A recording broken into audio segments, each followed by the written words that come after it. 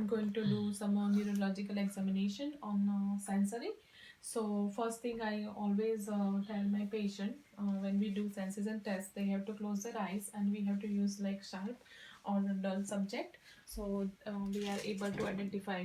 Okay, so I will use my q-tips in that, and then in q-tips I will apply like check the, like, patient is touching the sharp part or the like dull part. Okay, so if I put it here, is sharp or dull? Soft.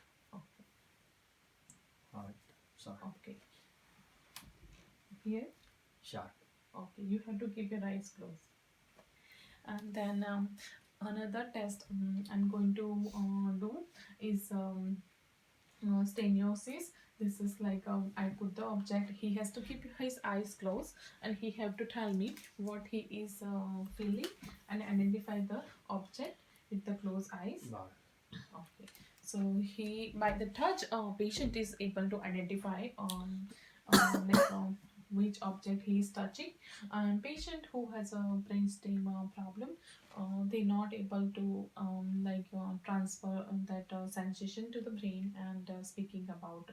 So that is that's why we are checking this test.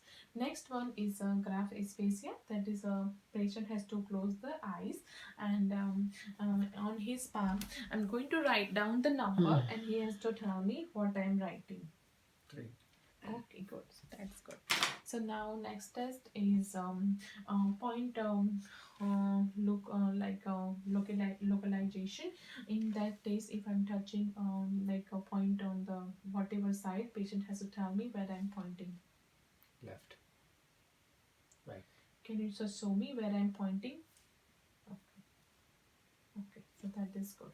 So, and for this extension, here I will tell my patient he has to close his eyes and wherever I'm touching,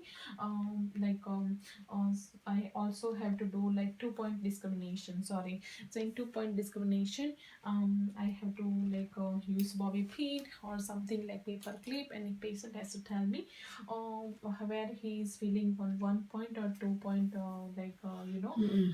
pressure. 1 point.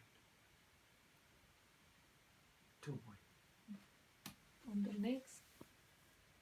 1 point. 2 point. So here also that is also part of 2-point discrimination. Next test is extension test. Here I will tell my patient to close the eyes and like touching one side of the body of the patient, and then I will asking the patient where I'm touching. Okay. Right. Okay, then I'm touching on the both side. Left. Okay, both.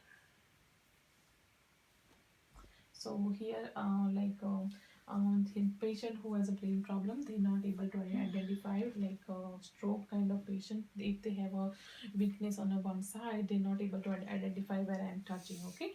Next is deep tendon reflex. In deep tendon reflex, I'm using my hammer.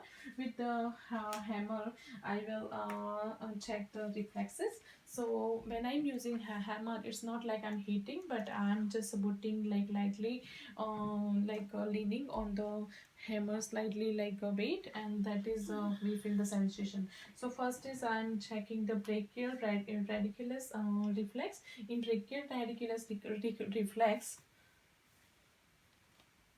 here I will put my hand, and on my thumb I will put my hammer. Yeah, wow, logic. Okay, we have a sensation here, twitching of the thumb and a little bit of arm. This is like biceps. Okay. And then here I'm touching on triceps. This is little bit uncomfortable for the patient. I will just bend like this, and here on the triceps I'm just feeling this, and then you can strike hammer directly on the tendon, but I will prefer to use my thumb, and he has to like twitching. It's twitching of the upper side of the arm, and also you can see some flicking movements on the hands. Okay, so now I will check on the patella. Patella is here. So we can see patella tendon that is below leg depression side of this patella. So here when I strike the hammer, we will see some movement. Okay, flickering of the feet. We'll check on this side, depression of the patella tendon. Okay, so next is I'm checking on the Achilles reflex. Achilles that is behind the posterior side of the ankle. Here we can see flicking of the feet. Okay, that's good. So here I finished done with the dependent reflex. Next is cutaneous reflex. So for cutaneous reflex, I want my patient to lay down. Can you lay down? Maybe that. And I will check the reflexes on the abdomen. Okay.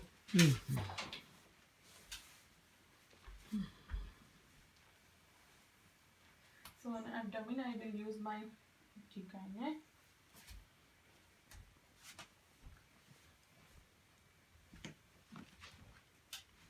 I will touch the sharp object, and I have to check for the any abnormal movement of the muscle, slightly contraction of the abdomen. Okay, that's good. Now I'm also checking the Babinski reflex. I Babinski reflex. So when I will use a hammer, and I will go from the heel to the top of the feet, and if he has a plantar flexion, that is a normal. Okay, if dorsiflexion, that is abnormal. Plantar flexion. Okay, but dorsiflexion in the children, that is abnormal, because we are checking the toes and the feet. Okay, here. But in children, if you do a Babinski reflex, they have like the toes like flare out or dorsiflexion, and that is abnormal. So here I finish the neurological examination. Thank you.